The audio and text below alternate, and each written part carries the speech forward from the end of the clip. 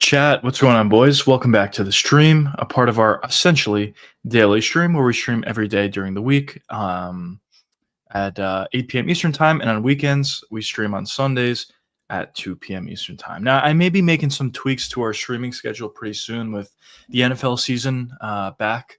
I might eliminate my streams on Sunday, but I'm not 100% sure yet. I'll keep you guys updated on my streaming schedule. But in terms of the week, it's going to stay the same. Let me just get myself set up.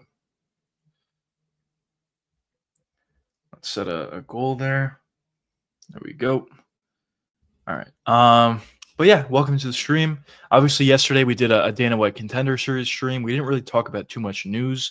Not like too much news came out anyway yesterday, but ever since we talked last, there have been a couple of different things that have came out. And before further ado, let's get right into it. So the first thing that I wanted to touch upon is this. So we have Aleksandre Aleksandre Topuria fight news. For Topuria, obviously Ilya Topuria's brother, in a couple of times we have seen Aleksandre fight, he's looked really good. Of course, he's mostly known as a wrestler out there, but what he's shown in both of his performances is his striking is actually really good.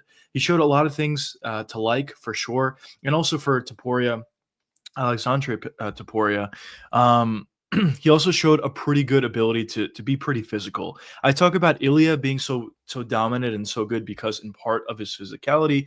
And when you look at Aleksandre Topuria, he kind of does a very similar thing as well. So he has a tough test here against Beksat, who's also a pretty good fighter in the UFC. But I do think this is probably a winnable matchup for sure for Aleksandre Topuria.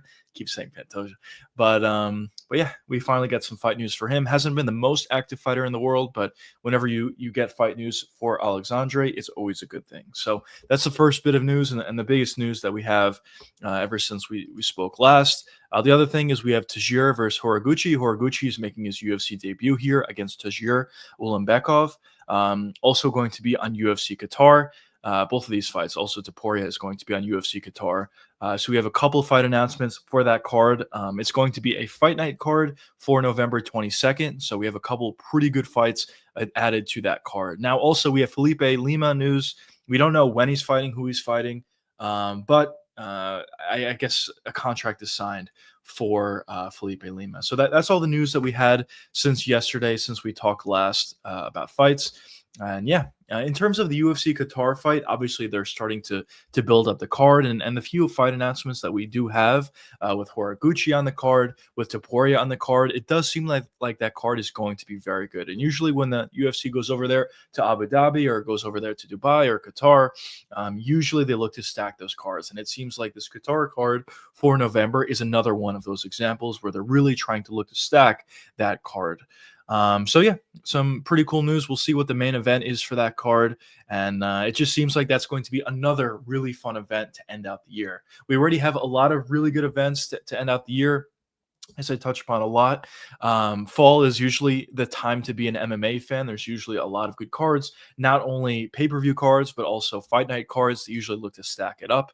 And we're kind of seeing that each week, week in and week out. And at this point, we only have one official fight night card that will be in the Apex announced for the rest of the year. Maybe we'll get one more, but I don't think we're going to get many more than that. So I think the rest of the year is going to be really good. And obviously, when you look at the specific fights that we have, specific cards that we have coming up, there's a lot of really, really good cards. So definitely a lot to be excited about for sure.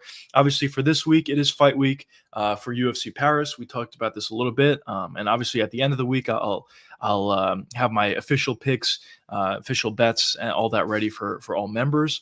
But yeah, the card itself looks really, really good. Obviously, Caio Borralho versus Imavov is fighting in the main event. I did just post my video today. If you guys haven't seen it, be sure to check it out about why I think Caio Borralho is essentially going to outlast Imavov. 1 second. All right. I apologize. Yeah, so I just put out my video today about the main event, so that fight should be good, and obviously there's a lot of meaning to it, as the winner of this fight is most likely going to get a title shot next against Hamza Chimaev. And in the co-main event, we have Mauricio Rufy, who's a very exciting up-and-coming prospect out of the lightweight division, going up against BSD. And for BSD, I know a lot of people kind of jumped off the bandwagon a little bit after he lost to Dustin Poirier, and especially after he lost to Renato Moicano. But me personally, I'm still kind of high on BSD. I still kind of think he's going to be a good fighter, and my official prediction for that fight is I am actually leaning towards BSD. But of course, it only takes one big shot, one big counter shot for Mauricio Rufy, so that fight is definitely going to be very interesting as well. And I think for the main event as well as the co-main event, we're talking about two really good fights, not only on paper but also two very fun fighters. Well, four really fun fighters, I should say. So good stuff there. We also have Paul Craig on the card versus Bukauskas. I think that's probably going to be a decently fun fight. We also have Patricio Pitbull coming back relatively quickly, actually, against Chieda. Chieda is a newcomer to the UFC. I've heard a lot of good things about him, and we'll get some questions answered. I always say this all the time, but whenever the UFC is able to add more additional talent to their weight classes, it's always a positive thing. And, you know, now that we're seeing this guy who's 16-1, very explosive, very powerful, has some really good boxing from what I hear, it's definitely going to be interesting to see how he fares up against Patricio Pitbull, who's certainly a pretty good fighter for the featherweight division. Outside of that, we have William Gomes on the card as well in the prelims. He's a pretty good fighter. He's not necessarily the most exciting fighter in the world, but he does do some things pretty well out there, and I do believe that Gomes is probably going to find the victory there. Then we have Brenison Habero going up against Omar Sy. Omar Sy is not necessarily, once again, the most exciting fighter in the world, but Brenison Habero is a pretty exciting fighter, so maybe we'll get some action-packed fights in that one. Then we have Ante versus Machin Tybura.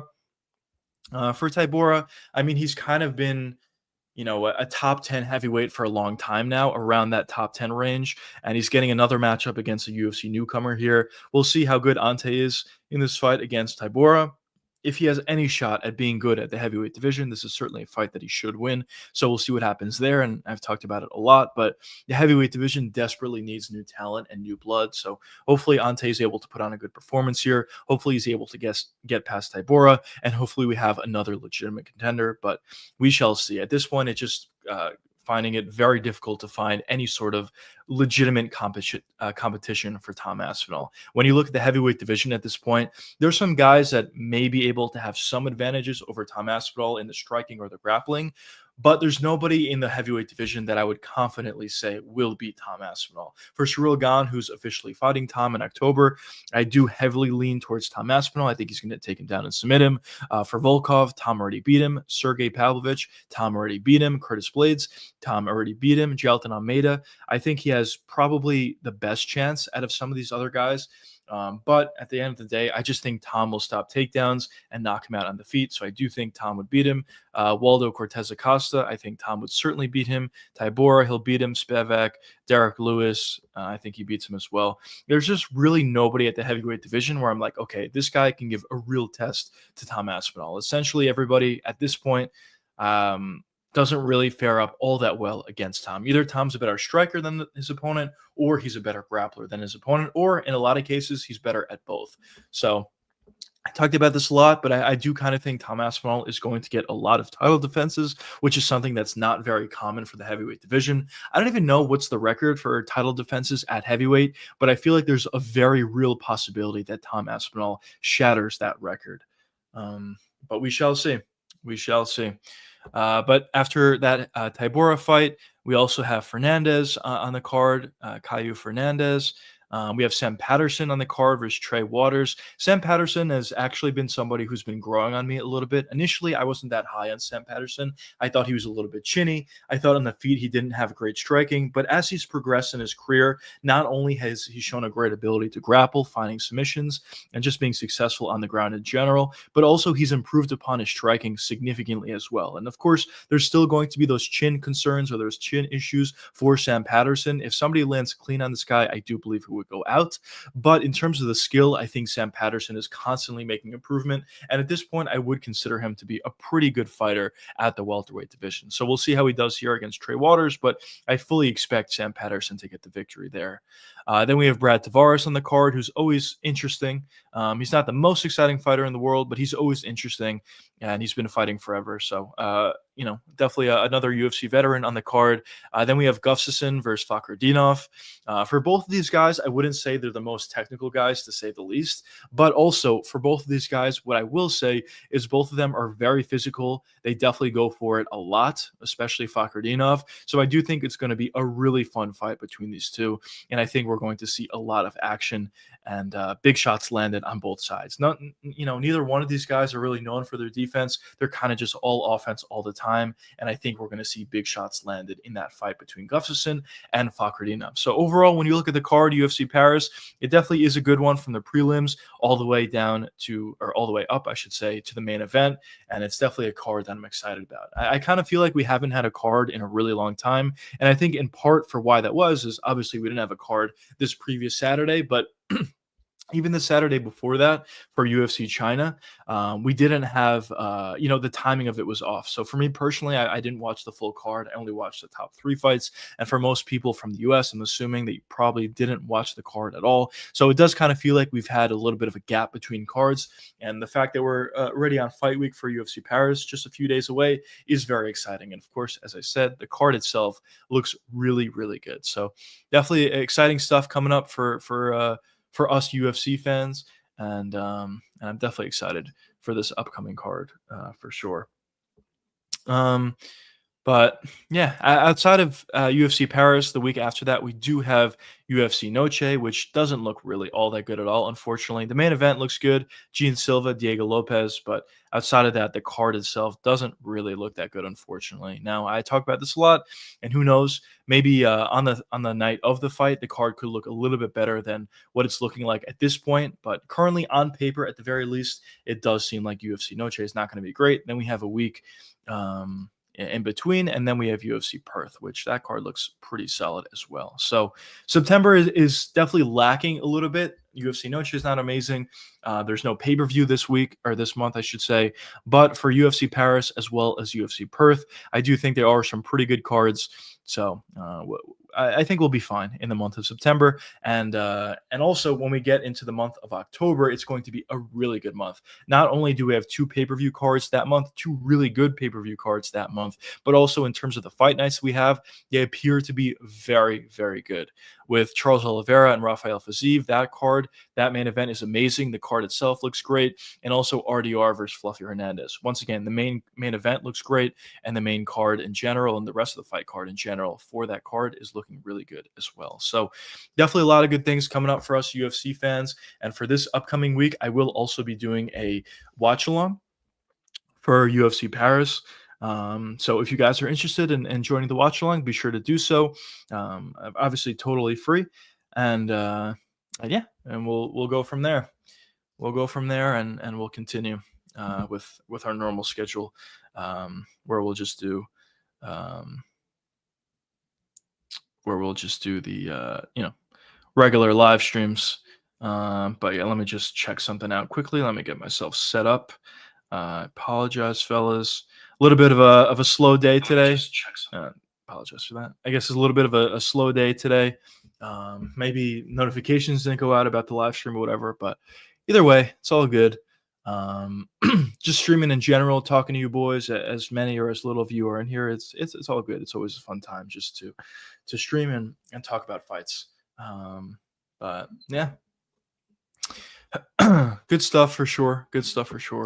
But yeah, as I said, in terms of fight news, outside of what I told you guys about Topuria, Aleksandre Topuria, as well as Horiguchi, and as well as Felipe Lima, we don't have that much else. Okay, actually, here we go. Paulo Costa has been offered a fight against Shara Bullet for UFC Qatar, and he's accepted it. So maybe we'll see that fight as well. Paulo Costa versus for Shara Bullet. It's definitely a fight that I didn't expect to hear, but I do think it's a very winnable fight. I think actually Paulo Costa should win that fight against Shara Bullet in a similar way to what he was able to do in his last fight. I think Paulo Costa's pressure and boxing ability will probably take him past Shara Bullet. Shara Bullet definitely is an okay fighter, I would say. His kicks are really good. He has very diverse kicks, but overall, I wouldn't say that Shara Bullet is that great of a fighter. I've never been high on him, even from the beginning when he was winning all of his fights, just because he kind of has a kicking style as his main striking ability. And I talk about this a lot, but I'm not personally that high on guys that use kicks as the base of their striking game. I feel like it's very easily exploitable. If you're just able to get past kicking range, pressure your opponent, and get him alongside the cage, you can have a lot of success. And I think we've seen that a little bit with Shara Bullet in a couple of his fights, and even for other fighters that have kicks as the basis of their striking game. We see that a lot. So in this fight specifically, if it does get made, Paulo Costa versus Shara Bullet, I would expect that Paulo Costa would be able to get past Shara Bullet here and probably be able to get the victory. Oh man.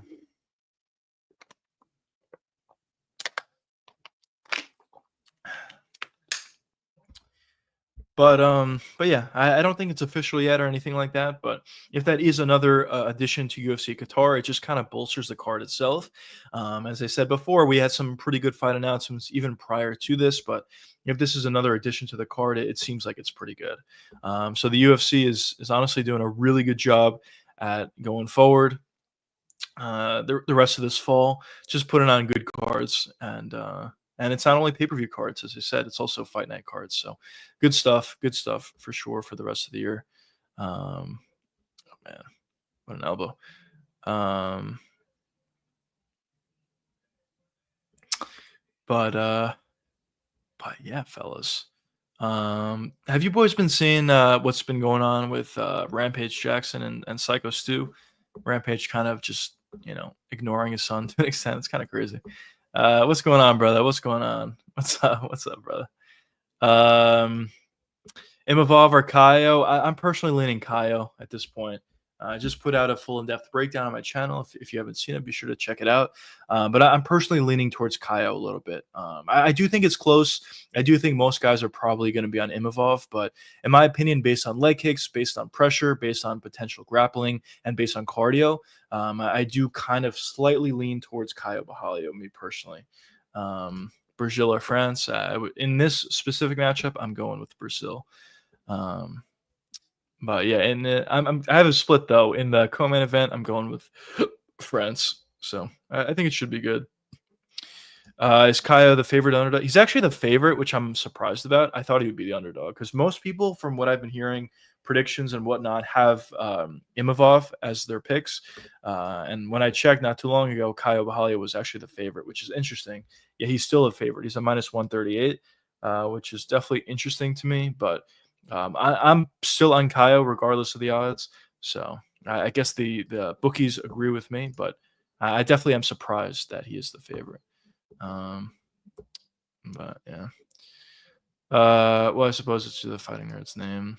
Yeah, it is possible. I mean, obviously they've been having a lot of success outside of Protest's one loss against Ian Gary, which turned out to be a really close fight at the end. I mean, it wasn't a close fight, but the final round he almost found the finish.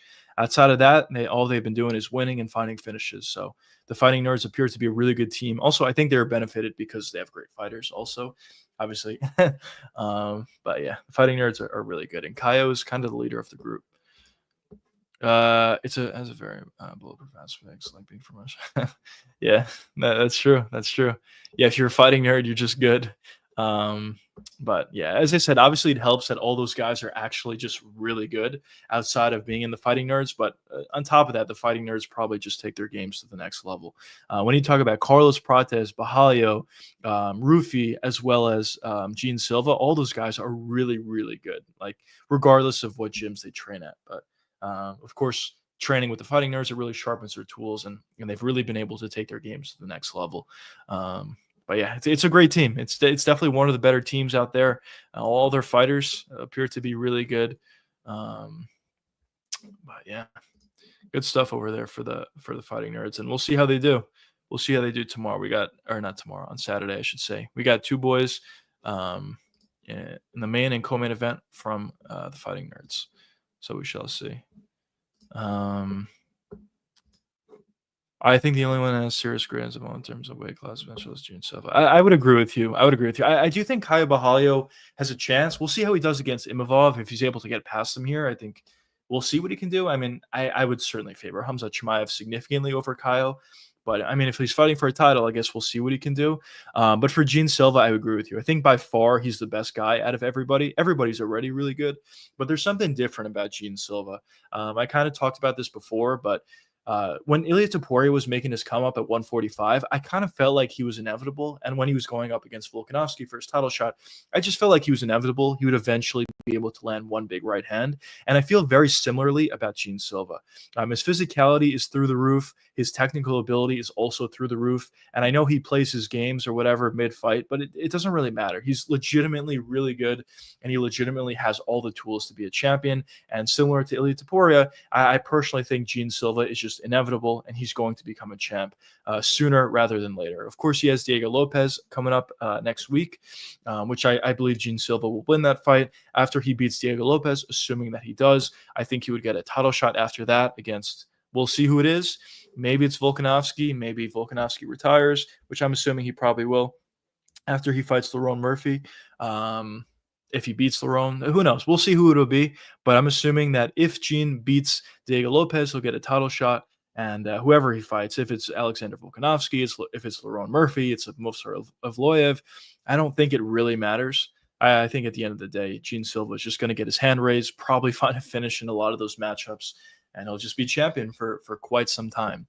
The only question that a lot of people had with Gene Silva was his grappling, and he kind of answered those questions against Bryce Mitchell. Not saying that Bryce Mitchell is the best grappler in the world, obviously not, but he is a pretty good grappler, and he completely had nothing for Gene Silva. So on the feet, I think he's essentially better than everybody else. And on the ground, it seems like he has pretty good takedown defense, or significantly improved his takedown defense. We'll see. If he beats Lerone Murphy, he's undoubtedly great. You mean like he will be, or you think already after that? I think if he beats Lerone Murphy, could he get there? Yeah, I think he could definitely get there. Lerone Murphy has been a guy who's notoriously been underrated, and honestly by me as well to an extent. And going into the Aaron Pico fight, I thought Aaron Pico would win, but I don't know. He was able to get a beautiful spinning elbow. Obviously, Lerone Murphy has been shown to be really good, and we'll see. We'll see how Gene Silva does against Lerone if that fight ever comes to fruition. I guess it's 2 fights away, essentially. If Lerone beats Volk and if Gene beats Diego, we'll see that matchup, and we'll see. You're talking about Volk? If you beat, you're saying if Volk beats Lerone? Okay. He would be. I think he's already, honestly, even if he loses, the fact that he was a champion for so long, beat Max Holloway 3 times, beat Jose Aldo as well, champion forever, finding some finishes as well in a lot of those fights, beating Korean Zombie, even though Korean Zombie was older at that point, but still finishing Yair Rodriguez. There's been so many great wins that he had on his initial title run, but then to lose the belt, everybody thought he was done, he should retire, whatever, then get the belt back. I think he's already the greatest featherweight of all time. But yes, if he beats Lerone Murphy, it's undoubtable. You wouldn't be able to argue at all. But as I said, I think he's already the GOAT at this point, featherweight GOAT. He is the greatest. Yeah. I agree with you, but I think he's already. I don't think anybody will ever have those kinds of featherweight. Yeah. I mean, listen, people forget, man, that Volkanovski beat Max Holloway 3 times, and look what Max is doing at this point. He's looking really good at 155. He's kind of building a second career for himself. And even at featherweight, obviously, he was a legend. He was a champion. He beat Jose Aldo. He beat some great names over the years. And Volk beat that guy 3 times. So those wins are aging very, very nicely for him. And essentially, everybody the UFC put in front of him, he was able to beat. And honestly, he was able to dominate. The only guy that he wasn't was Ilia Topuria. But obviously, we see Ilia Topuria is just special. He was able to beat everybody at 145 that he went up against. At 155, he just knocked out Charles Oliveira. We'll see what his next fight is and how he does. I'm assuming he'll probably win his next fight as well, regardless of who it is, even if it's Arman Tsarukyan. So And Ilya Topuria is just on another level, I guess. But outside of that, Volk is literally able to beat everybody. Yeah, he had an insane resume, and currently still has. I mean, he's still fighting. Um, I mean, even his losses age well. Yeah, yeah, for sure. Islam is one of the best in the UFC. Ilya Taporia as well. I mean, yeah, his losses are aging pretty well, as well. And for the first Islam fight, I mean, he's super close, moving up a weight class, almost beating Islam Makhachev. Yeah, it definitely aged pretty well. Now the second one, not as well, I guess, because he got knocked out right away. But it was on 10 days' notice. He wasn't in shape. He wasn't training or anything like that. So whatever. And then for Taporia, Volk actually even had success in that fight before he got knocked out. So, yeah. Ilya's already in talks being considered for the end zone. I agree. I think he's actually very close to it. It's kind of in a different way than most guys would do it. Most guys, you talk about getting a bunch of title defenses, beating some great names. But for Ilya Topuria, it's kind of different. He is trying to beat big names and great names for sure. As when you look at his last few fights, he beat Volkanovski by knockout. He beat Max Holloway by knockout. He beat Charles Oliveira by knockout. There's a lot of great names that he just beat in a row, of course. But for Ilya Topuria, what he's trying to do is beat the best names in the shortest amount of time possible while also becoming a 3-division champ. I think if Topuria, I know it's not that many fights, but I think for Topuria, if he fights, let's say, Arman Tsarukyan in his next fight, or Patty, or Justin Gaethje, I actually don't think it matters, and he knocks out his next opponent, moves up to 170, and beats Islam Makhachev, or even beats JDM and becomes a 3-division champ, even if he retires at that point, I honestly think he's the greatest of all time. I know he hasn't fought that much, and maybe we would like to see him fight a little bit more, and I talk about this all the time, but I think the GOAT debate is a little bit silly because everybody has their own criteria. But if Topuria were able to beat guys of that caliber and become the first 3-division champ ever, and also just knocking guys out along the way, it's very difficult to say that Ilya Topuria is not the greatest of all time. I don't know. It's just in my opinion. I know he wouldn't have the most amount of fights, and we'll see. Of course, he's a long way away from becoming a 3-division champ. But if theoretically he is able to do that, I think it'll be difficult to, to say otherwise. Have you heard the rumor of Gaethje? Yeah, I heard the rumor of that. I personally wouldn't love that to happen. I think for Topuria, that's his easiest fight out of either Arman, Gaethje, or Patty. But listen, if they do it, they do it. I guess whatever. It's a relatively big name for Ilya Topuria. I think it's an easy fight for Ilya Topuria. I think he just knocks out Gaethje on the feet and moves up to 170 and tries to get a fight against Islam Makhachev if he beats JDM. If not, JDM versus Ilya, I should say. And we'll go from there. So, yeah, I did hear about the rumors, but I don't really know what to make out of it because I also heard some rumors that Arman Tsarukyan was going to fight, but then also I heard some additional rumors that Arman is going to be fighting on UFC Qatar, I believe. So if that's true, he's going to be fighting somebody else, and I don't know who he's fighting. So to be honest, I have no idea what's going on at 155. I'm kind of just waiting for answers to see who Ilya Topuria is fighting, or at the very least, which one of these other which one of these other ranked guys are going to fight next. Because we have guys like Arman Tsarukyan, as I touch upon, Max Holloway, Justin Gaethje, Dan Hooker, Paddy Pimblett. You can even talk about some other guys as well at the weight class. A lot of guys that could potentially be one fight away from a title shot that just aren't fighting at this point. So there's a lot of questions left to be unanswered at 155. So I don't know. I don't really know what to make of it. But if it is Gaethje, then it is Gaethje. John, what's going on, brother? Welcome to the stream. But yeah, I guess we'll see. Who do you boys think is going to get the shot? If I had to guess, I'm actually kind of changing my opinion a bunch. Initially, I thought it was going to be Paddy Pimblett. I thought the UFC was just going to give it to Paddy. Of course, Paddy doesn't deserve it, but because the UFC is not so happy with Arman Tsarukyan at this point, I thought they would just give it to him. And when you compare Gaethje to Paddy Pimblett, it is close, but I guess for Paddy, at least he's on a long win streak, and for Gaethje, he's only on a 1-fight win streak. So, and also the Paddy fight is significantly bigger in my opinion. So I thought maybe they'll just give it to Paddy. Then as time has been progressing, it felt like, oh, they were just going to give it to Arman. But now with there's being rumors that Arman's going to fight in UFC Qatar, it seems like it's not going to go to him. Then there's rumors that Gaethje's going to get to the next shot. Honestly, I have no idea. I have no idea who's going to get the next shot, but I would like to see some movement at the weight class. I think they have to make Paddy versus Arman, and the winner fights Ilya. I would prefer that, yeah. I would prefer any combination of that. If it's Patty versus Armin, if it's Patty versus Gaethje, if it's Armin versus Gaethje, actually that doesn't make any sense. But yeah, Patty versus Armin or Patty versus Gaethje, I would like to see either one of those fights because at that point there's a legitimate contender that comes out of it. The only thing that I will say about this specific scenario is there's been a lot of rumors of Topuria fighting in December or maybe even January, and if they were going to make this fight, like they have to make it right away, right now. And obviously, there's no rumors or anything about that fight being made. So, because of that, because of the time crunch and potentially Ilya fighting in December or January, I kind of feel like whoever gets the next shot is just going to get it without fighting again. Um, but we'll see. I saw someone say that Rufy's is a prime again. Oh, yeah, it's not bad. I could see that. I could see that.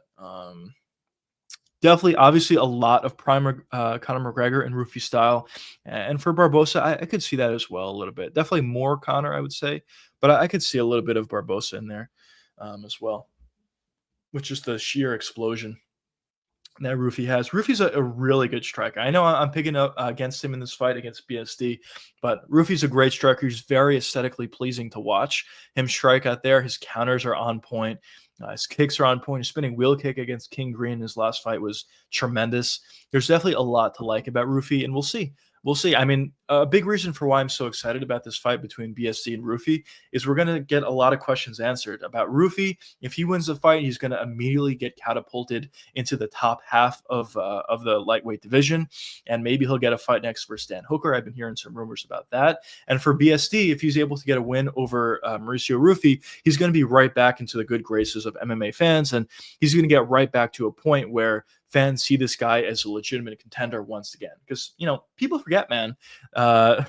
People initially saw BSD as a legitimate contender before he went up against Dustin Poirier. I mean, that's a big reason for why he went up against Dustin Poirier right away. He was just kind of running through everybody, just pressuring them, getting finishes. Obviously showed a great ability to be a great grappler in a lot of his fights. But after the Dustin Poirier fight, the narrative definitely shifted a little bit for BSD. And then, especially after the Moicano fight, it really made a lot of people jump off the bandwagon for BSD. But we'll see. We'll see if he's able to get back into form in this fight versus Rufy. But we shall see. What if yeah, we will see. Is he going to fraud check? I guess it's possible. I'm personally picking BSD to win the fight. But if he wins the fight just by pressuring him and find a finish, or even just find a decision victory by gassing out Rufy, would that be a fraud check? I guess we have to see. We have to see how the fight looks. But yeah, I do think there are questions though with Rufy. As good as he looks and as aesthetically pleasing as he is to watch, there definitely are questions. Can he stop takedowns from an elite grappler? I believe BSD is that, and also his gas tank questions. He has been gassed out a little bit before in a pure striking bout where he just wasn't able to knock out his opponent. But going into a fight like this, where there's probably going to be a lot of grappling, unless Rufy just finds a counter shot in the first round, first sequence, finds a knockout. Outside of that happening, there's probably going to be, a decent amount of grappling in this fight. And, it's interesting to me to see how Rufy would deal with it. Can he stop takedowns? And if he can't, will he be able to get back up to his feet? Will he gas out? There's definitely questions about Rufy for me. But yeah, that's why I'm so excited about the fight, because we're going to get a lot of questions answered. And I think there's a real possibility that whoever wins this fight, the other guy is still going to be a legitimate contender at the lightweight division. So it should be a really good one.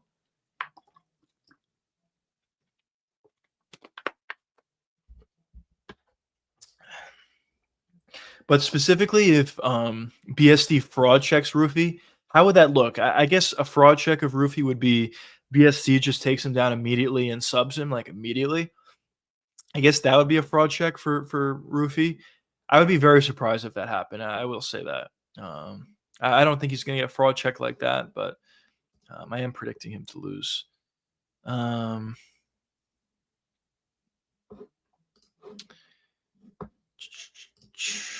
do you think Prime Tony versus BST goes? Wow, what a fight that would be. Honestly, I don't know who would pressure the other guy. I'm assuming probably Prime Tony would pressure BSD, maybe, but BSD's pressure is also really good. I don't know. I think I would slightly lean with Prime Tony. Slightly lean. But if BSD is able to find a takedown, I mean, listen, I keep saying this, but it's true. Like people forget, man. BST is really, really good in the ground, and I think he'll have a decent advantage over Prime Tony. So if he were able to find a takedown or get the fight to the ground, he can have a lot of success. If you look back at his fight versus Dustin Poirier, I know he got knocked out, but in the first round, he was taking down Dustin at will. He was controlling him at will. He was threatening submissions. And when you look at when Dustin Poirier fought Islam Makhachev, it was very difficult for Islam to take Dustin down. I know he found the finish and he found the submission in the end, but still, it was very difficult for him to get the fight down. So the fact that BSD was able to do that multiple times to Dustin, I think kind of shows how good of a grappler he is. So official prediction, probably Prime Tony, but if BSD were able to find a takedown, it'll be interesting. I think Rufi might just catch him on the feet. Yeah. Yeah, it is very possible. The thing about BSD, which I don't love going into the fight, is he is very aggressive, which is a good thing, but it's also a curse, specifically in this fight versus Rufi. He's very aggressive on the feet. He's certainly going to be pressuring Rufi. He's probably going to be running into a couple shots potentially, and if you run into a shot perfectly timed up by Rufi, it's going to be difficult to survive it. So there is definitely the risk of that. BSD has certainly ran into shots in the past, and he hasn't went up against a striker of the caliber of Rufi, at least not the same sort of fighter as Rufi, as good of a counter striker as Rufi is. So there is that possibility that he does get caught. But yeah, I mean, I feel like both of these guys do something really well that could expose the other guy. Like for Rufi, he's a really good counter striker against a guy who's super aggressive and kind of runs into shots like BSD. So it's a very real possibility that BSD runs into a shot, and we're talking about a first round knockout for Rufi. And for BSD, he's obviously a really good grappler. And Rufi, we haven't really seen him tested in terms of the grappling yet against a really good grappler. And also, we haven't really seen his cardio tested that much. And, there has been a couple of times where we've seen Rufi a little bit tired out there. So I feel like both guys, if they're able to establish their game plan, can give a lot of trouble to the other guy. And I think that's the reason why we have this fight and why I'm personally really excited about it. So should be good. Should be good. But yeah, listen, if BSD is able to implement his game plan, gas that Rufi, and find a submission at the end or just find a decision, I wouldn't be surprised. If Rufi is able to find a first-round knockout, I wouldn't be surprised. We'll see. All right, Blue Eyes. Let's go. Let's go. Thanks, bro. Thanks for joining the stream. I appreciate the questions. And yeah, I'll see you in the next one. But yeah, should be good though. Should definitely be good, fellas, for this upcoming card this weekend.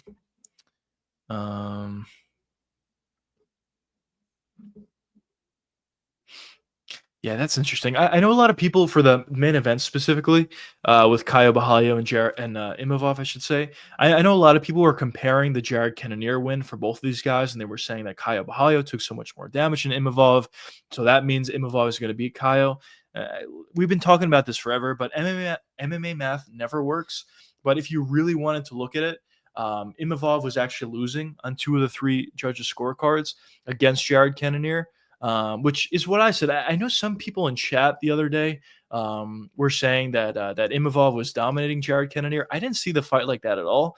And if you look back at the scorecards, Cannonier was up 2-1 on 2 of the 3 judges' scorecards, which I think that's probably how I would have scored it as well. And obviously, Imavov was able to land a big shot on Cannonier, and he was able to get the stoppage, although I thought it was a pretty bad one. But when you look at the Caio Borralho fight, he was definitely winning against Jared Cannonier. Probably 2-2 going into the 5th, but he was certainly winning that 5th round, and probably should have got the finish as well. So if you really want to do MMA math between the 2 Jared Cannonier fights, I guess there's some context for you. But as I said, it doesn't really matter. MMA math never works. We also have some other news. Susurkayev is back already. He's fighting at UFC 322 November in New York against Makhanenko. This is probably another fight that should be a victory for Susurkayev. For Susurkayev, he definitely does some things pretty well out there. He's very physical. His striking looks decent. His grappling looks decent. But I believe in his UFC debut, a couple of things were tested about him, and there is still some things to work on for Sushikayev. I do think he has a lot of potential in the future, but he's not all the way there yet. But giving him a guy like Makhaniko, who isn't a great fighter in my opinion, and I thought lost his last fight versus Cody Brundage out of all people, I think this is another one of those fights that Sushikayev probably should win, and they're definitely pushing him along a little bit slowly here. So there's some additional breaking news for you, some additional fight announcements, which is, it's a pretty good one. Sushikayev is definitely an exciting fighter, and he kind of reminds me a lot of Khamzat Chimaev. Not the way he fights, but based on his activity. He's just super active. He was on the Contender Series 4 days later. He fights in the UFC, gets a victory, although it was kind of a close fight, but regardless, he got the victory. And then after that fight, he's already making a quick turnaround, fighting in November for that pay-per-view card in New York. And obviously, as Dana always says, when you're doing stuff like this, when you're making quick turnarounds, when you're fighting a ton, you're going to get, favored by the UFC. So assuming that Sushikayev's able to make it past Makhaniko, which I think he probably will, and I don't think he's going to take too much damage in that fight. I don't think Makhaniko is that good. I do think the UFC is going to start to push this guy a lot more, and we'll see how he does. I mean, as I said, I think he still needs to work on a couple things. He's definitely not a polished fighter at this point, but yeah, definitely some things he needs to work on. But I do think at the same time he could be pretty decent. We shall see.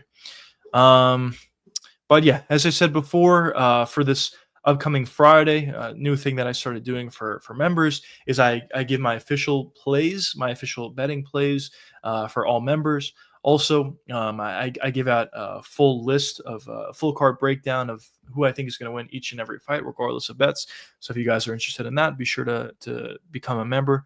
But yeah.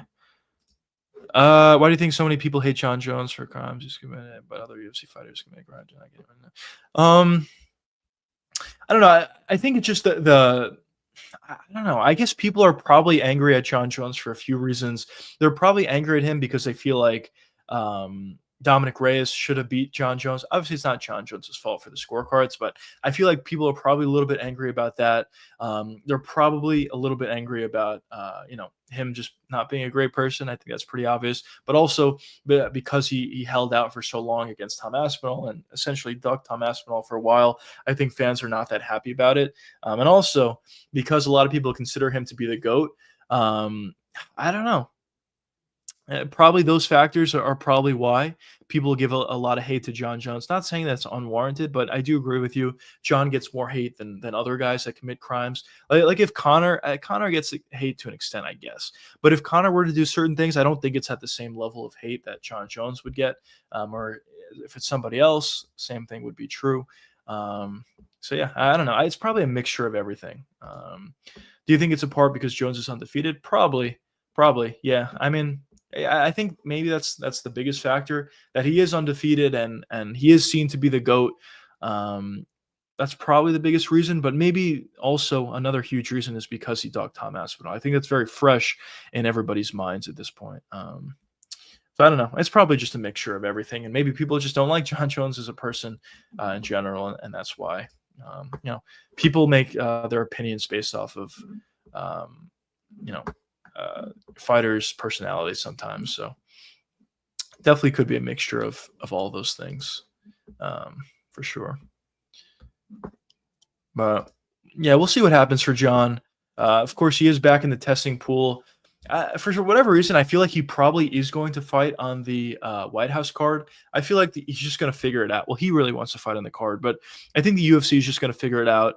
And I do think the UFC also really needs John Jones, as they don't have any legitimate champions or legitimate title contenders from the US. John Jones is like really the only guy that I can think of off the top of my head.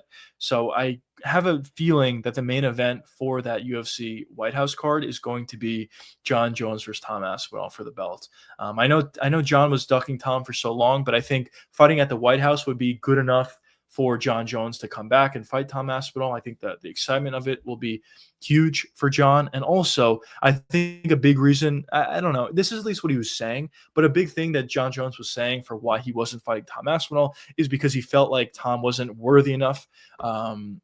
for to get a title shot, even though obviously that's ridiculous. But he was kind of saying he doesn't have title defenses, or he hasn't fought the best guys yet, or whatever. But as Tom Aspinall is now fighting Cyril Gane, as Tom Aspinall would probably fight at least one more time before the White House card, I do think it would kind of force John Jones's hand. So I do feel like we are going to see John versus Tom on the White House card. If I had to guess, I think that's going to be your main event. For Conor, I know he's been talking about being in the card a lot. I know he's back in the testing pool. I don't know. I guess we'll see what happens for Conor, but I'm way more confident John's going to be on the card as compared to Conor. And yeah, I don't know. We shall see, but I think that card is going to be really good. Probably, most likely, it's going to be somewhat of a UFC 300 level card, if I had to say. But we shall see what fights they put on the card. It's going to be difficult for them to put a lot of Americans on the card. I think they're going to settle for guys, maybe like Merab, that's like half American, I guess. He's not half American, but he loves US, so maybe they'll settle for guys like Merab being on the card, or maybe they'll settle for some guys like that to be on the card. But we'll see how they stack it up. I'm assuming it's going to be stacked up regardless if there's Americans or not Americans on the card. Also, something that I don't know if you guys saw it, but another announcement. I believe this is official, or very close to being official. Paulo Costa versus Shara Bullet for UFC Qatar. That Qatar card is on November 22nd. The card itself looks to be pretty good, with Horiguchi being on the card. Aleksandre Topuria is going to be on that card as well. So it's definitely some good fights for UFC Qatar, and this is just another one of those additions. For Paulo Costa, we were looking at some potential matchups versus him and Adesanya, versus him against some other fighters. But getting Shara Bullet is something that I did not expect, to say the least, but I think it's probably a pretty good fight for Paulo Costa. For Shara, he has good kicks, and he's good against, not so great fighters, but against Paulo Costa, I think Paulo probably has the game plan and style to beat Shara. I think he'll pressure Shara. I think he'll force him in boxing range. I think he'll start to piece him up, similar to what he was able to do to Kopylov. And at the end of the day, I think Paulo Costa probably will get the victory via a decision. Paulo doesn't hit the hardest, so I don't think he'll find the finish. And also, Shara has shown a really good chin, actually. So it'll probably be a decision victory for Paulo, if I had to guess, assuming this fight even is official. But yeah, I know Paulo himself said that he accepted the fight, so I don't know. We shall see. Man.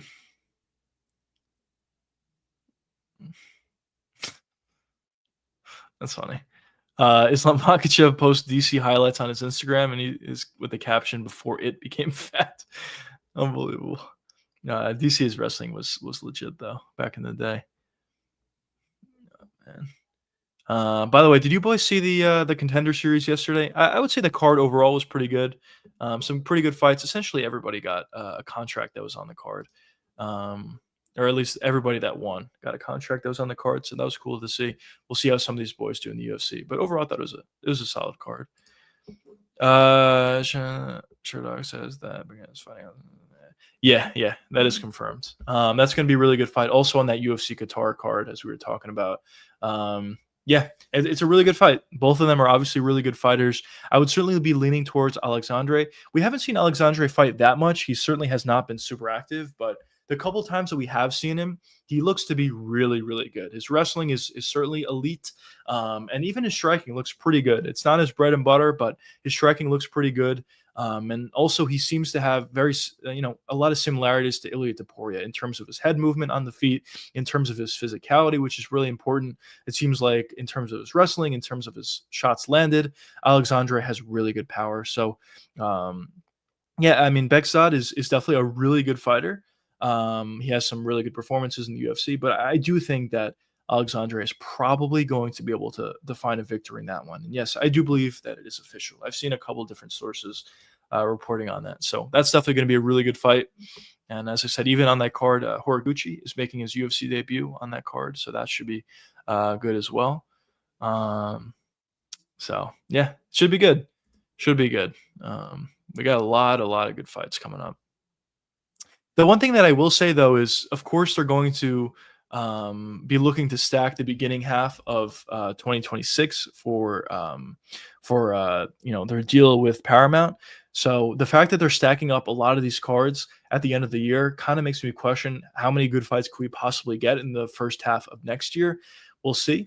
But I always felt that the UFC could have stacked cards year out. I mean, of course, if you stack certain cards, it's going to be difficult to have a great card every single week or every single pay per view. But for the most part, I do think they probably could do a little bit of a better job at stacking more cards than what they've been doing. So we'll see. I do believe after they sign with or officially start with Paramount, I do believe that they'll be able to, put on more great cards, I think. And hopefully the Paramount put some pressure on the UFC to actually do so. But as of late, honestly, no complaints. Should be good. Leon, the poster looked like he's saying cheers to something. Let's go. All good. Welcome to the stream, brother. Yeah, we're trying to make it. We're trying to make it here. But yeah, we're trying to make it.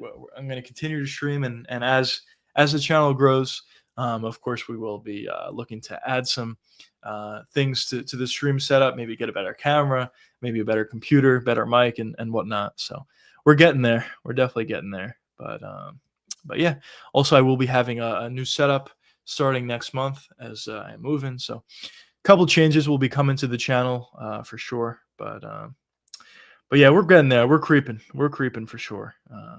Been seeing some good success on the channel, and I appreciate everybody's support for these live streams alongside with videos. As I said, I just posted a Caio Borralho fight prediction as well as BSD fight prediction. So if you guys haven't seen that and you're interested, be sure to check that out. Yeah, I guess I'll give myself a quick shout out here. But yeah, these are the two videos. If you guys are interested, be sure to check it out. And yeah. Kid Low, what's going on, brother? Welcome to the stream. Thank you. You're the go, bro. But thanks for joining the stream. But yeah. Also, another quick mention, as we have a couple more people in here, I will be doing a UFC Paris watch along, full card, from the early prelims all the way to the main event. So if you guys are interested, be sure to join that. We'll be, watching along. We'll be talking about fights. We'll be judging fights live. We'll be giving our instant reaction to certain fights, and we'll see. Obviously, I have two videos about this card, both for the main and co-main. And if I'm right or if I'm wrong, you guys will be able to tell me about it in the live stream. So it should be a good time. If you guys are interested, be sure to join the stream. And this weekend, the card is going to be earlier. It is in Paris.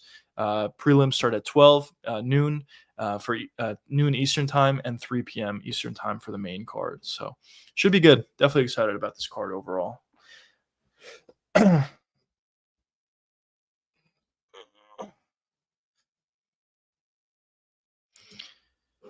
Totally forgot about the Pitbull fuckers. He looked very good in his last fight. Now it was a good chance to prove his level versus prospect. Yeah, he did actually look pretty good in his last fight. Obviously, Pitbull tends to fight a little bit boring. I know a lot of people complain about his fighting style, but he's good. His countering ability is really good. He has pretty good power, and I thought he looked pretty solid in his last fight against Dan Ige.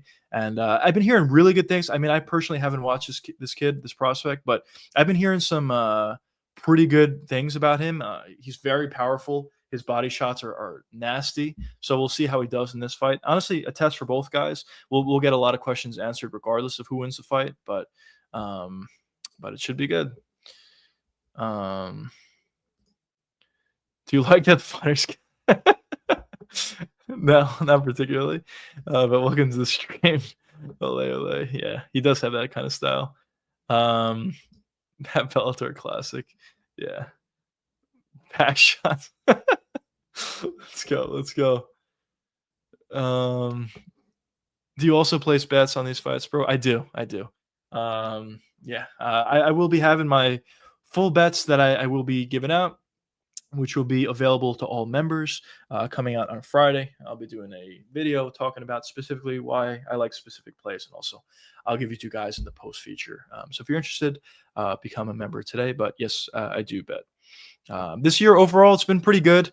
The last couple of weeks haven't been amazing, full transparency, but overall, for the year, I've been doing pretty well. Um, but yeah. What's juicy about MMA? Nothing. I don't know. It's just the reason why I'm juicy MMA is in middle school, somebody gave me the nickname Juicy, and it kind of just stuck. Juice or Juicy, so that's kind of why my name is Juicy MMA. Just kind of kept going with the brand. Bahaos won a kid on his debut, but he got Pitbull instead. Crazy debut. Yeah. Honestly, either one of those guys would have been difficult fights for a kid. But yeah, good fight overall. Good fight overall. So should be pretty good. Great, are you Rick Allen? Nice, definitely not Rick Allen. Oh man. Who do you think would win in a brawl between Michael? It's a good question. Current Michael Jackson. I'll go with Helen Keller. Why not? Why not? Oh, you're juicy.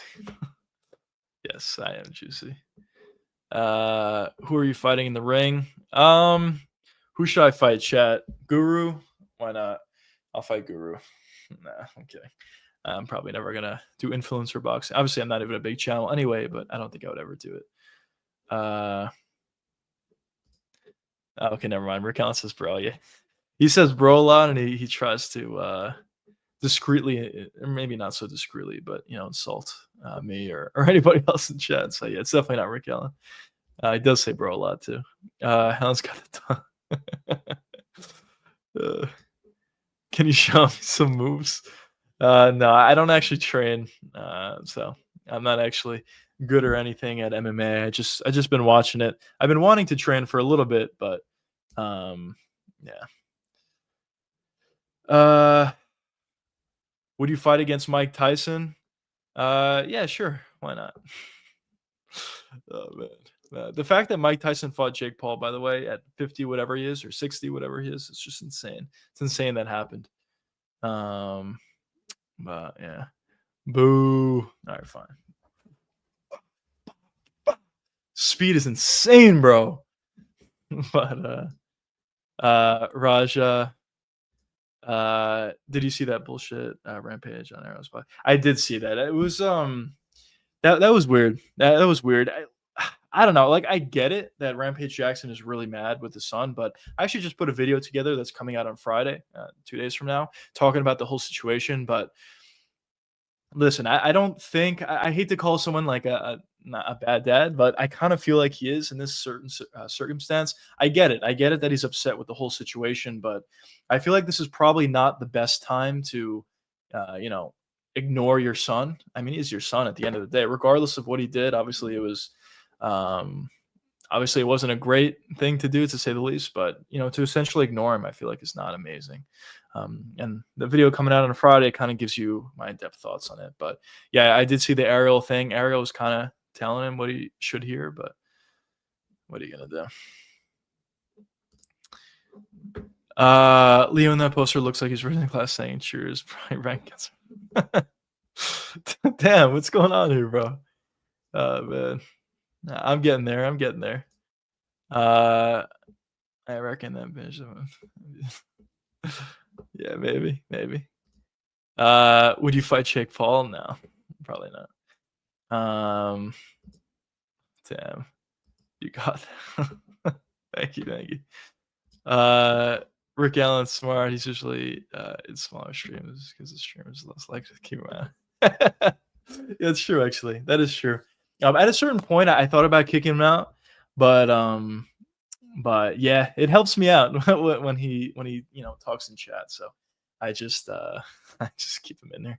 He'll probably be here tomorrow or something. He usually joins the stream every other day or every few days. So we'll probably be seeing Rick Allen pretty soon. So nothing against Rick.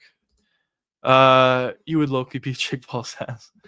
Yeah, I mean, he's been training a lot more than I have, and also he's a lot bigger than me, and also he's probably on something. So it'd be a tough fight for me. I mean, I don't train at all, so it'll be a tough fight. But I do want to get into it, though, boys. I do want to start training. It'll be pretty fun. But yeah. Couple of stickers. Let's go. Let's go. Dodge and weave. Yep, that's all it is. He blames Stu. Yeah, I saw that. It's such a weird like reaction, like to your son almost unaliving somebody. Your reaction is, "Well, Psycho Stu shouldn't have been drunk, and he shouldn't have slammed the beer can in his head, and maybe he shouldn't have, but that's no justification for doing what Raja did." And on one hand, he can't. Rampage is kind of saying two things here. On one hand, he was kind of on one hand, he's kind of saying that Raja is stupid, like what he did was terrible, and then the other hand, he's blaming Stu. So you can't kind of have it both ways. It doesn't really make sense. So kind of just a weird situation. But what are you gonna do? When new thumb picture coming out, it's been yeah. I usually come out with new live thumbnails when there's like a big event. So for this upcoming weekend for UFC Paris, the watch along, maybe I'll change it up a little bit. But yeah, basically it's just the YouTuber face where I'm like, or so yeah, I don't know. I just don't know what other face to make. So usually I just keep that for all these streams. But yeah, it's hilarious. Just grabs his balls and twist. That I don't know. I didn't even realize, but I don't think so. But yeah. What are you gonna do, chat? What are you gonna do? I probably should get some new thumbnails.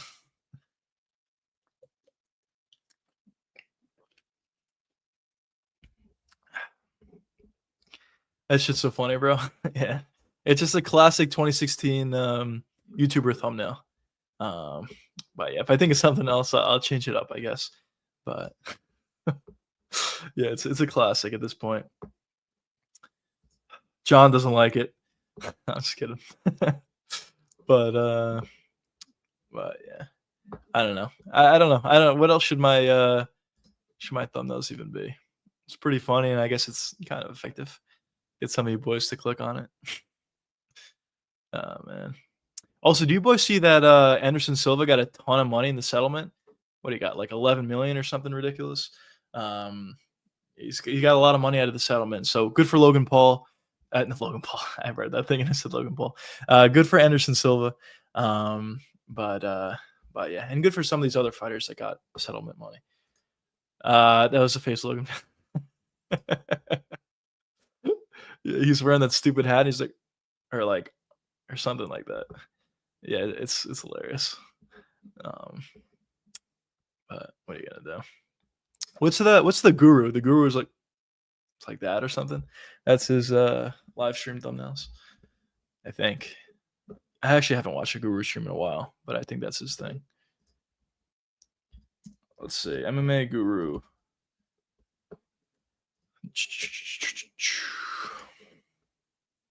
I know it's like this. It's like, but he just made a video talking about Rampage. Yeah, Rampage is threatening to sue MMA Guru. Just a weird situation overall. I mean, obviously, it's just a terrible situation for Raja, not for Raja, but what Raja did was a terrible situation. And I don't know, just the response is really weird. Like, why is Rampage continuing to stream? I get people say like, oh, he shouldn't stop his life because of his son. That's an adult, but I don't know. I just feel like it's probably not the best idea to consistently be streaming with Neon and streaming in general when you got this whole situation going on. I don't know. It's just oddly handled, I guess I'll say. But whatever. Can't we'll do whatever they want, obviously. But yeah, shall see. Also, there's been some rumors of Deontay Wilder fighting Francis Ngannou. I mean, sure. Honestly, I don't think the Francis Ngannou boxing doesn't have the same excitement to me personally that it once had. At a certain point, I was excited about Francis fighting uh, Fury going into that fight, and especially after how well he did, I was kind of excited going into his next boxing fight. But at this point, after he got knocked out, um, I don't know. It's just not the same. And if he fights Deontay Wilder, I mean, okay, cool, but I'm just not super excited about it.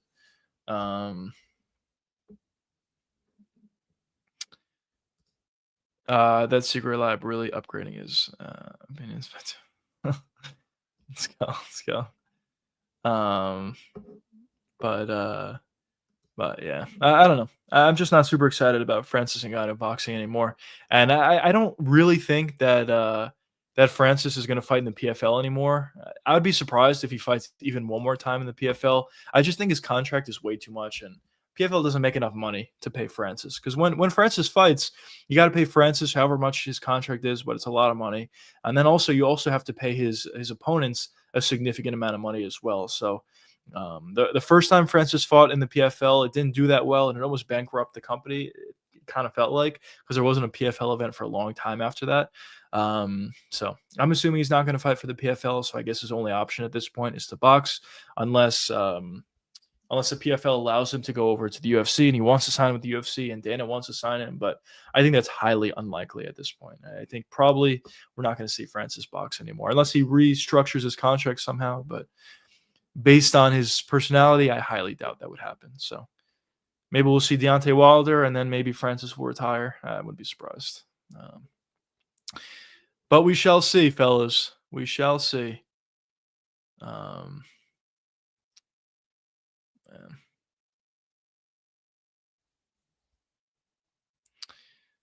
Just watching some of the highlights from Contender Series yesterday. Pretty good. Pretty good. Didn't they pay Ngannou like 20 million? Yeah, I wouldn't be surprised. I actually don't remember what number, but yeah, I'll believe you. It's probably 20 million. And I think he had a clause in his contract that his opponents also need to get paid 5 million. I mean, for the UFC, I mean, they can get away with it obviously, but for the PFL, I mean, and even then, like it'll be difficult for the UFC to even get away with that. But for the PFL, they literally make no money. If you look back at that PFL card where Ngannou was fighting on, the pay-per-view buys were like ridiculously low. I don't remember the number, but it was like super low. And the arena, and I think it was Dubai or something. The arena wasn't even full. Let's see. Ngannou versus Fajeda.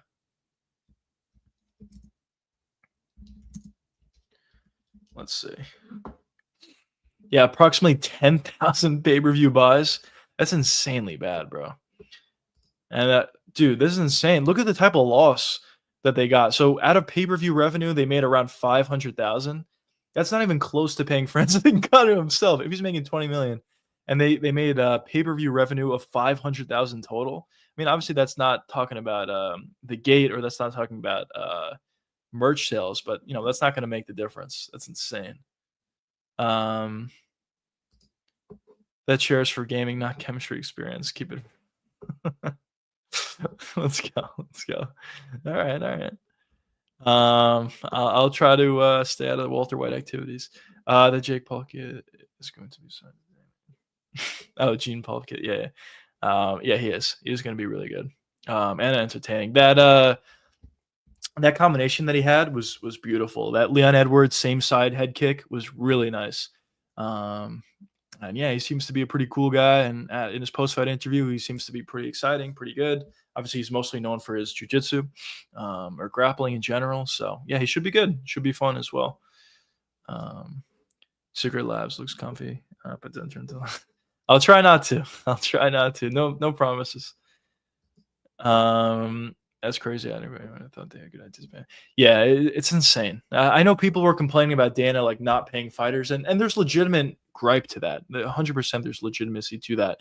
But the PFL kind of went too far in the other direction. I think the reason why they did it was they kind of just panicked in a way because they saw an opportunity to sign Francis Ngannou, who's a former UFC champion that never lost a belt, and they in their mind they thought, listen, if we can get this guy, we can really put the PFL on the map and do great things. And maybe that would incentivize other fighters to join the PFL. But at the end of the day, they kind of panicked. They gave him too much money. Outside of his contract being 20 million, and outside of his the clause inside of his contract saying that they have to pay his opponents 5 million. On top of that, he's also an ambassador for PFL Africa. So even though he only fought once in the PFL and he only got paid once, 20 million, I guess, on top of pay-per-view buys, I guess, as well, pay-per-view points, I'm assuming. On top of that, he gets a salary for being on the board of PFL Africa. So he literally got everything he wanted from the PFL. Just a horrifically bad contract, and honestly, I think a catastrophic contract. I think the PFL is kind of making better decisions as of late at this point. But I do think that Francis Ngannou contract really pushed them back a little bit. Just making their lives a little bit more difficult. And it doesn't seem like Francis is going to fight ever again. So, going out and giving him all this huge contract, all these clauses in his contract for him to fight one time and it to be a ridiculously unsuccessful event is just a complete disaster. If you were in charge of the PFL, where would you start to find the best fighters? I think one thing that I will say is I think they are doing a good job with PFL Africa. I think that is actually a really smart idea to find talent from there. And the more of a presence that they build in Africa, the more ability they'll be able to sign some of these guys from Africa. And because the PFL is already there, obviously the UFC is not. Maybe that'll be their first choice for some of these guys, finding new talent. So I think that's actually a pretty good idea for them. But another way to find talent is occasionally there'll be some very highly touted prospects occasionally coming in from wrestling, from other countries, whatever it is. And the UFC has notoriously been known to give these new fighters 10 and 10 contracts. Maybe at this point, after the Paramount deal, the baseline contract will be a little bit higher than what it has been. But regardless, it's not going to be much more than 10 and 10. So if I'm the PFL and there's a very highly touted prospect, I offer that guy at least double what the UFC is going to offer him, maybe even more than that, to try to take away some of these very highly touted prospects. And eventually that's how you build your roster. Do I ever think the PFL is going to legitimately compete with UFC? No, I don't think so. But what I do think they could do is it can slowly take away some highly touted prospects, some prospects that the UFC doesn't want, like Paul Hughes is a great example of that. And they can start to build their roster that way. I thought in the beginning they made some terrible choices, not combining Bellator and PFL's roster. But since then, they've changed that. Even at this point, they're still making bad decisions, I think, with their whole with their whole March Madness tournament style. I personally think that's not a good idea, and they're continuing with that. So there's still decisions the PFL they're making that aren't good, but I think at this point the decision making is much better than what it once was. MMA fighters fighting have motive to fight. If not, they go to Conor. Yeah, true. That's a good point. Truthfully, MMA is the best situation. They can go for John Jones, or they. Yeah, that's a good point. David McGowan has so much potential if he grows into his body, works on his cardio a little more. 25, 26 year old could be around. Yeah, he did look pretty good as well. Even though that fight, I would say overall was kind of a lower skill fight, at least from McMillan, but from McGowan, he did show some pretty good things in the first round. Yeah, I agree with you. He has to build into his frame a little bit more. His cardio issues are definitely something to think about. But yeah, he didn't get a contract here, obviously, but I do think he could get a contract in the future if he makes some improvements to his game, especially his cardio. I think that's the biggest thing that I would look to work on if I were him. But yeah, he definitely could be good. Every sports league ever in the past 2,000 years has gone bankrupt in Africa. That is true. But yeah, listen, I don't think, honestly, that's a good point. It's a good point, actually. Problem, he's only 21. 19 on him. Yeah, it's a good point. Yeah, he looks to be pretty good. It was the only sports league to make it a legit league. Yeah, that's fair.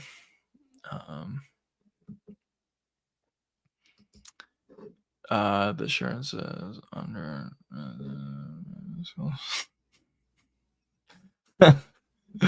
Oh man, unbelievable! What's going on, bro? Why are you coming at me? But it's GPA. But yeah. What are you gonna do, chat? What are you gonna do? But I mean, this year overall, the bets have been pretty good, I would say overall. But the last couple of weeks have not been great.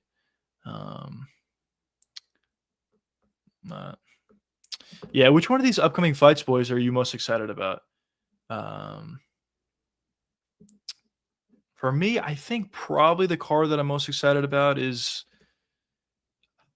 I guess I would probably say UFC 322 in New York. I know there's only 3 fights announced, but top 3 fights appears to be really good, and I'm assuming they'll stack the rest of the card as well. Asia is sadly the market. Yeah, I can see. Actually, a lot of pretty good fighters are coming out of Asia. But yeah, maybe that is the market. That's next. Unfortunately, for the UFC on their UFC China card, Zhang Minyang lost to Johnny Walker out of all people, which definitely didn't help them out. But I never thought Zhang Minyang was all that good. Anyway, um, but if I were the UFC, I would go to Southeast Asia. That's fair. That's fair. Um, that's fair. I'm excited. Most words again as well. Yeah, I could see that. I could see that. There definitely are some questions to be answered, and we'll see. We are going to see Tom Aspinall fight again for the first time in a little bit, and obviously this will be his first fight as the undisputed heavyweight champion. So there's definitely excitement to that. And for Shiril Ghan, he didn't look amazing in his last fight, but he was also injured in his last fight versus Volkov. So we'll see. We'll see how he looks. We'll see how Tom Aspinall looks. At this point, everybody, including myself, is expecting Tom Aspinall to win, but who knows? Maybe Ghan could surprise everybody, stop takedowns, get prolong the fight, gas out Tom Aspinall, and find a victory late. Who knows? So that fight probably is going to be pretty good. When did you first watch it? In like, honestly, I don't remember exactly, but not that long ago, like 2019, 2020. I was watching some big fights previous to that. I watched Conor McGregor versus Khabib. I watched a couple other big fights before that as well. But in 2019, early 2020 is really when I started becoming a hardcore fan of MMA and the UFC in general. But yeah, not that long ago. Besides business of the league, the sport needs a new Michael Jordan. Yeah, I agree. Actually. John Jones, Connor, Ron, all done. Yeah. There's no. I guess it's Topuria. If I had to say somebody, that was going to be that next like icon or that next star, but Topuria isn't there yet. I will say if Topuria can beat, let's say, Arman Saryukin or Justin Gate, whoever he fights next, if he knocks him out in the first couple rounds, then he moves up to 170, beats Islam Makhachev and knocks out Islam Makhachev. At that point, maybe Ilia Topuria can become that star. But outside of Topuria, yeah, there's not that Connor, there's not that John Jones, there's not that Ronda. Not saying Ronda's on the level of those other two guys, but still, like, there's not really those sort of fighters at this point. Bro, I think UFC 320 looks really good. Just don't know. Yeah, 320 is looking pretty good. So, obviously the main event, Pereira and Magomed, Merab versus Corey is a pretty good co-main. Khalil versus Yuri is tremendous. Really good. Even Zalal versus Josh Emmett. I don't know how many people are excited about that, but I personally am. I think Zalal is a really good prospect, and giving him a slight step up in competition against Emmett, I think is a good fight. A boost versus Joe Pyfer, I think is going to be fun. So the whole main card is great. Gautier against Ozzy Diaz is on the card, and the prelims, Gautier is someone I've been talking about forever. He should be good. Shabazian's on the card. Chris Gutierrez, Basharat. Patchy Mix is on the card in the early prelims. I know he looked terrible, but in his UFC debut, but he's getting another shot at it. We'll see how he looks. He definitely had some success in PFL, so I guess we'll see how he does. But yeah, that card looks good. The main card is really stacked, and even the prelims have a lot of good fights in it as well. Fights this weekend is definitely a fight this weekend. Yeah. Rufy versus BSD is going to be fucking tremendous. For the main event, I think it's going to be a good fight, to be honest. I think it's probably going to decision, if I had to say, but I think it's going to be a good fight. And of course, in terms of the meaning for the fight, it's there. There's a lot of meaning for it. Sport, could you Larry Bird style? Let's go. Definitely could. Gone versus Arsenal is hilarious because that was a shame when he got a lot, and the guys emotionally picking Gone because yeah, I don't know. That is funny. But yeah, what's going on, brother? Welcome to the stream. Totally agree with BSD Tig. Roofing needs space, and people forget. People forget, man. Yeah. I agree with you. I think BSD is still there. I do think he's still there, and I think he has the tools to beat Roofy. And yes, Roofy does need space. BSD is not really known to be a guy to give you space. He's going to be pressure at all times. But with that being said, he does tend to run into shots at times, and there is going to be a danger factor there. But overall, if I had to pick based upon my fight prediction, if you guys have watched it, I am leaning with BSD because of the pressure, because of the wrestling, because of the potential cardio issues for Roofy. So I'm leaning with BSD at this point, but obviously I could be completely wrong. We'll see what happens. Been a while since I've seen a white wrestler good enough to make it. Yeah, it's a good point. It's a good point. Um, Bo Nickel. Just kidding. But he said Gone would be too perfect because that would be so bad for the UFC. Oh man, yeah, that'd be funny actually. It's a good point. That actually is a good point. It would be too bad. It's actually a good point. But we'll see. We'll see. I still definitely favor Tommy Espinal. Sergio Lopez from Stardom. It's gonna be insane. Yeah, I think he will. Yeah. I think he probably will start Lopez if I had to say. I don't think he's going to find a first round knockout or something like that. I think it's going to be a later round knockout. But I think he's going to be very dominant in the fight. I don't think Lopez is going to have that many moments. So we'll see. We'll see. And yeah, if Silva wins, I think he's already a big star. But yeah, if he completely dismantles Diego Lopez, he's going to be a big star. Yeah, for sure. And I think he'll be a champion. Maybe Gene Silva is the next guy that could be a big star in the company. Who knows?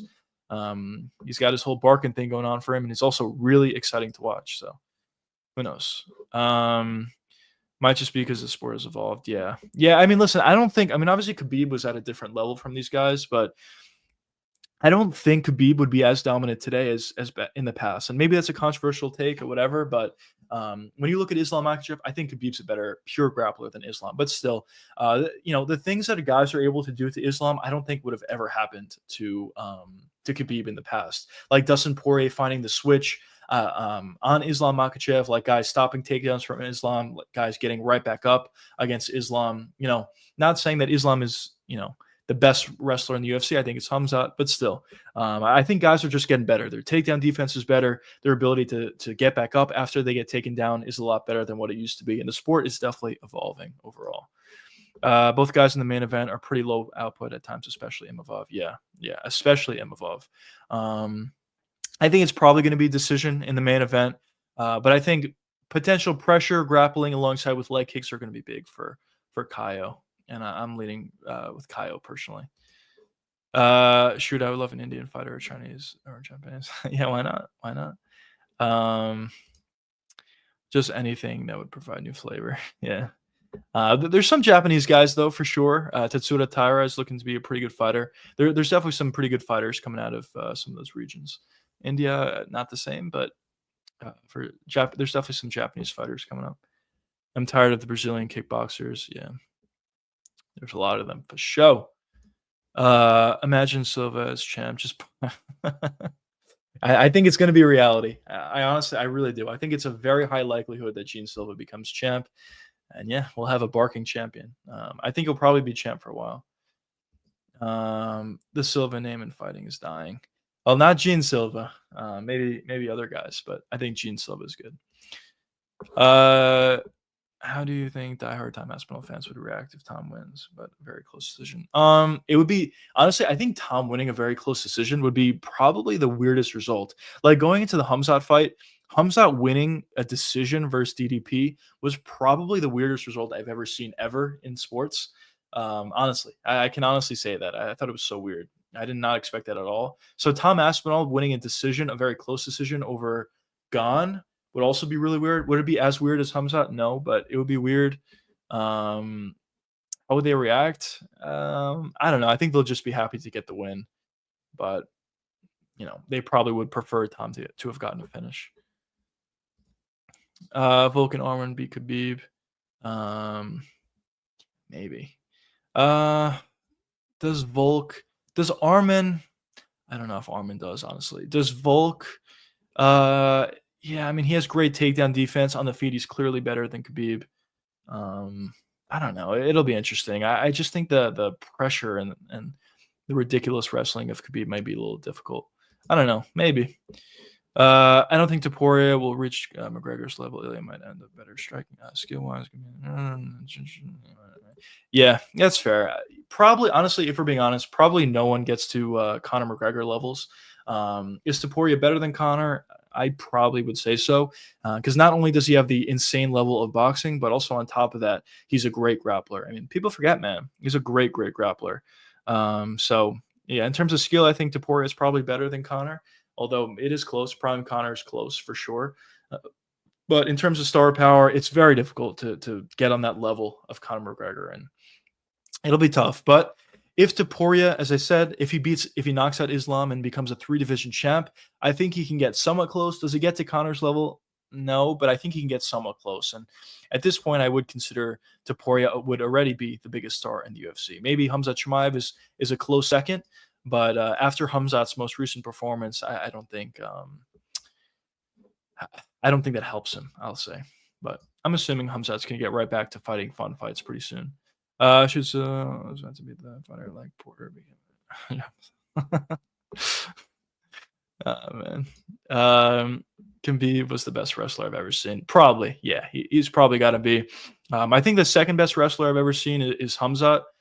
His wrestling is honestly insane. The fact that he's as big as he is and he shoots for takedowns that quickly and his control and his pressure, whatever. I think he's close, but Khabib is number one. I do agree with you on that. But he is old school now. Yeah, he is old school. So I mean, has 3 levels. Wrestling bottom, strikers mid, and kick top level.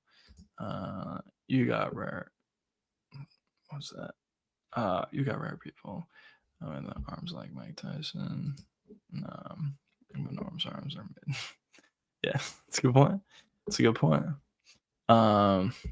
But yeah, like pure super high level wrestling where you're just, taking down your opponent, holding them down for the whole fight is very rare these days. It's just Hamzat. He's the only guy that was able to do it recently. I mean, maybe in some lower level fights we've seen it, but at the top level, it's tough.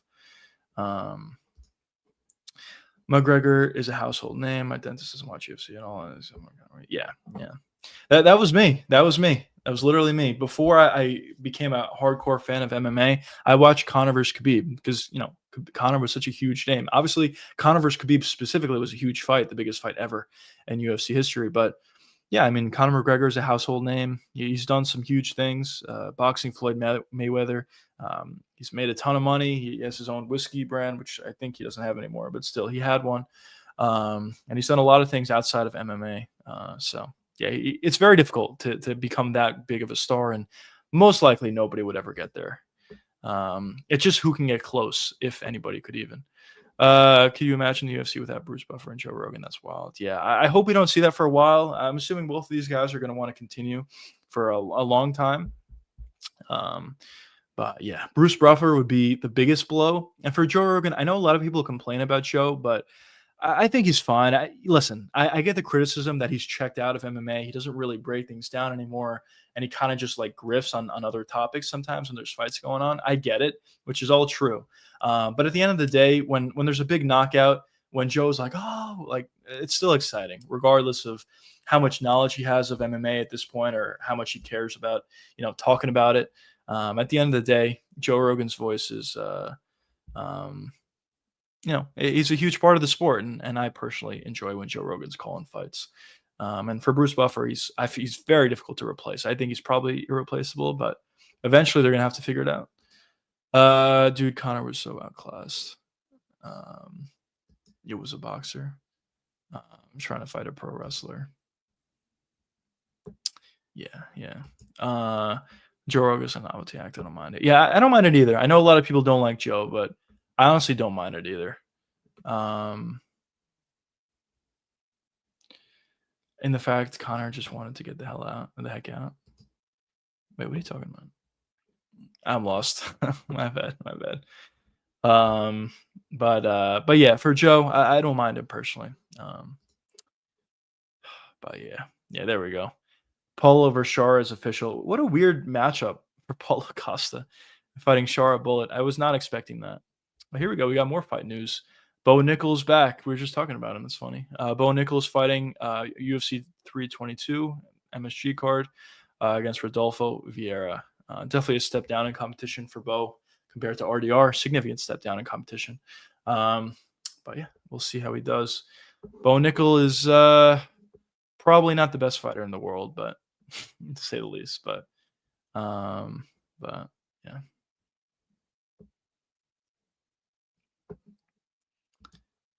Wait, did you wait the fight? Conor was right. Oh, you're talking about Conor versus Khabib? Oh yeah. He was getting ragdolled at the end of it. In the beginning of it, Conor was doing a good job at trying to stop takedowns, but after the first round and I believe the fourth round he won. But besides those rounds, yeah, he was kind of getting ragdolled. Or the third round he won, I think. But besides those rounds, he was getting ragdolled and eventually got submitted. So yeah, tough fight for Conor. And also that was not prime Conor either. Prime Conor honestly probably still loses, but I would have liked to see it at the very least. But yeah, Khabib was definitely better on that night and probably most nights.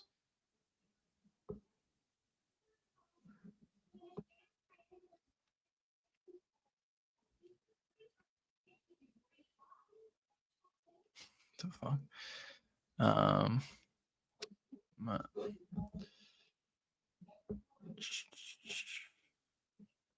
well, that was supposed to be his prime. It was before his boxing. No, I think it was after his boxing. The Conor Khabib was after boxing, unless I'm wrong. I'm pretty sure it was though.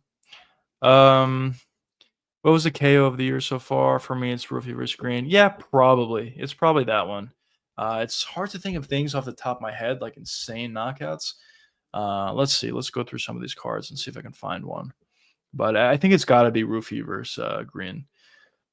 Spinning wheel kick, landing clean, knocking out his opponent clean. Like, that was insane. Lerone Murphy's versus Aaron Pigos was nice. I think Roofy's was better, but that was really cool. What else? What else?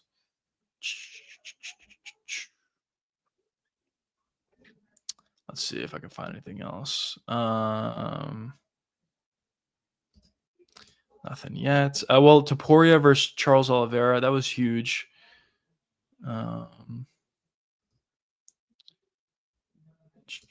Derek Lewis versus Taliesin Teixeira. Just kidding. Yeah, I don't know. That's what I can think of at that point. But I would agree with you. Most likely, it's Roofy. Joe Rogan's critiques are solid, but his fine knowledge, style, bold reactions are being. Yeah. Yeah, I mean, the thing. Okay, so this is the criticism about Joe Rogan. He talks about the same shit all the time, where he talks about leg kicks and he talks about this guy being a marauder. So he just like repeats the same shit. But if you watch a Joe Rogan broadcast back in the day, he was really breaking down the positions on the ground. This guy needs to do this to get out. This guy needs to do this to advance in position. And when you compare that to what Joe does now, it's not even comparable. So that's a criticism against Joe Rogan. He doesn't have the same, color commentary that he used to have, I guess. But as I said, in terms of him, his reactions to big knockouts, those are exciting. And occasionally he'll have, good breakdowns or whatever. But for the most part, he doesn't. Are you his cousin? Who? Okay, Andy Hoops. No, I don't. No, never mind. Rusty Buckets. No. What do you think will be the matchup at light heavyweight? I'm assuming Max Holloway. Or lightweight. So for Max, he's not going to fight until next year. So I think we're going to have to wait a little bit for Max. But for Hooker, I think there's actually a couple matchups for Dan. He could either fight Arman Saryukian, he could fight Roofy or BSD, whoever wins that fight. Who else could he fight? He could fight Gaethje, put that fight back together, but I'm assuming Gaethje's not going to want it. So for Hooker, I think it's either going to be Saryukian or the winner of BSD versus Roofy. I think that's most likely what it's going to be. For Topuria, if I had to say at this point, I guess Gaethje. I guess. I honestly, I don't know. I have no idea. It's going to be one of the three of Gaethje, Arman, and Patty. But we'll see. And then for Patty, who would Patty fight next? I would like to see Patty versus Gaethje. But I don't know. There's so many fights that I feel like should get made. They're just not getting made at this point. But you more trim, better face, but you guys look way too alike. I look him up. The commentators reaction to like, and it's like, oh, then they can't say, yeah. Huge KOs are just so much more iconic as well when they're in arenas, and that's why people get so frustrated about cards being in the Apex. because there's been a ton of like insane knockouts in the Apex, but because it's in the Apex, there's no crowd. It just makes these cards feel, or these knockouts feel, not as big, and people forget about it if they watch it, or if they didn't, or honestly, most likely they probably didn't watch it. Like Vinicius Oliveira's switch knee KO a couple years ago was insane, but it was in the Apex, and most people forget about it. So the KO itself is huge. Obviously, it has to be amazing, which the Roofie one was, but the crowd reaction, the commentators' reaction is also a huge part of that as well. Um, I disagree. Joe doesn't. Yeah. Okay. Okay. The dude learned. Yeah. Hey, Elon, making me blah. Oh, man. Let's go. Yeah, why not put it together again? But yeah. The fact that Leon Edwards has never been gay. Yeah. Yeah, it is crazy. It is crazy. I mean, he's just like he's very defensively sound.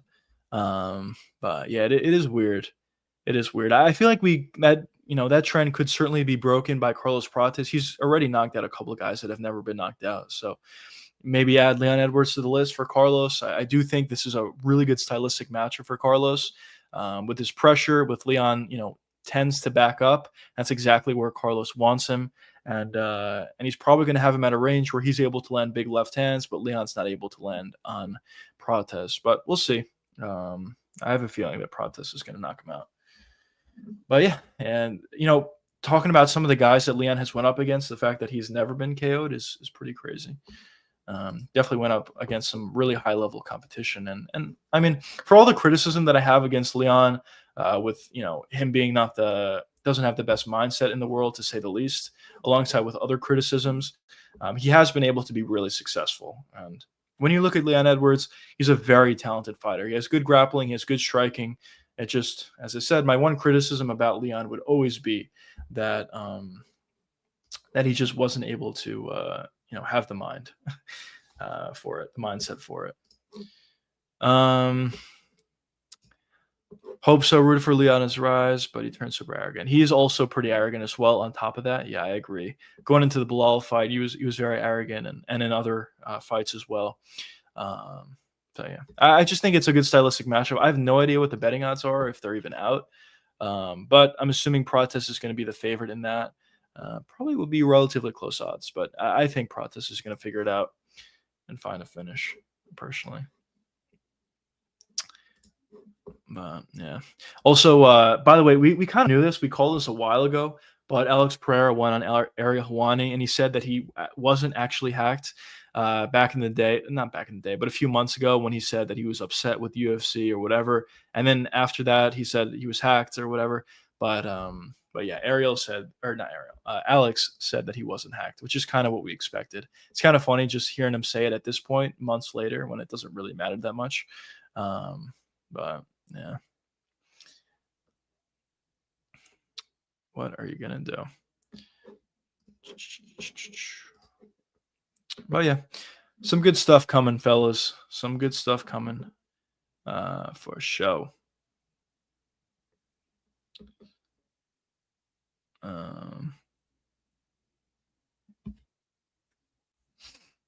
Let's see. Yeah, I don't think there's any other news that happened. We had the Misfits boxing this previous weekend. Darren Till looked really good. But yeah, we're kind of just looking forward here to UFC Paris.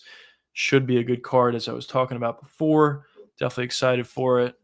And yeah, that's kind of what we got. Man, I still can't believe Ngannou versus Fajeda sold 10,000 buys. That's insane. Alex is sort of obviously, but he's not one of the most handpicked. Yeah, I get it. I hear that criticism for sure, but obviously it's not Alex's fault. He fights whoever's in front of him. But a lot of the matchups have been, I guess, favorable. But I guess the counter argument to that, I will say, is outside of Magomed Ankalaev, which you probably have a point on.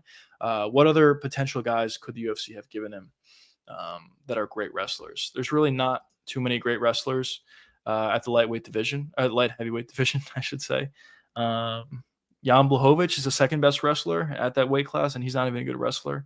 Unless I'm missing somebody, none of these guys are good wrestlers. And then I guess at middleweight, maybe you have a little bit of a better claim. But I don't know. Definitely a quick speed run. He lost to Jan, in my opinion. Yeah, actually, watching it live personally, I was obviously rooting for Alex. I actually bet on him as well. But watching it live, I also thought Jan won the fight, but it was a close fight.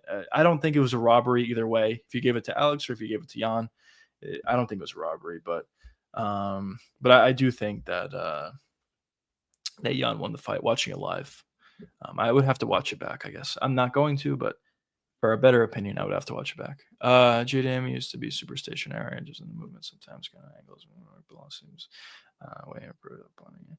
Yeah. I agree. I definitely agree that Bilal actually did. He impressed me a lot.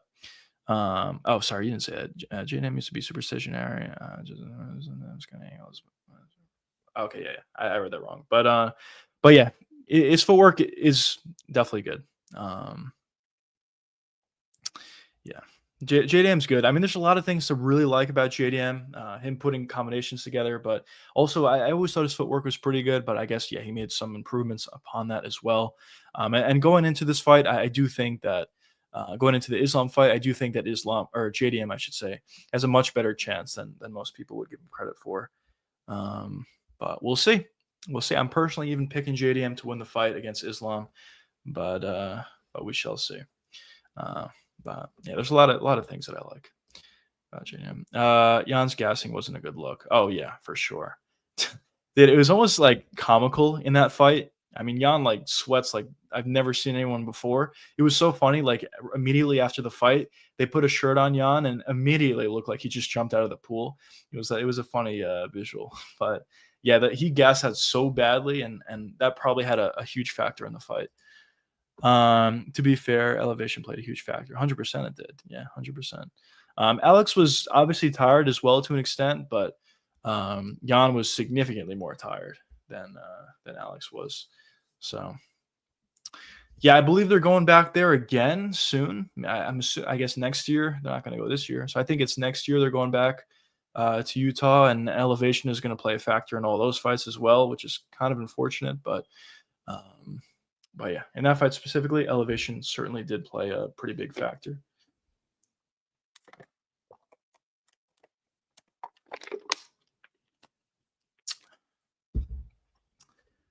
But yeah, I think I may hop off stream at this point. If you guys have any other questions, be sure to let me know in chat. But if not, I'm streaming for like around an hour 40. It's been a good stream. I appreciate everybody for being here, for asking questions. It's been fun for show.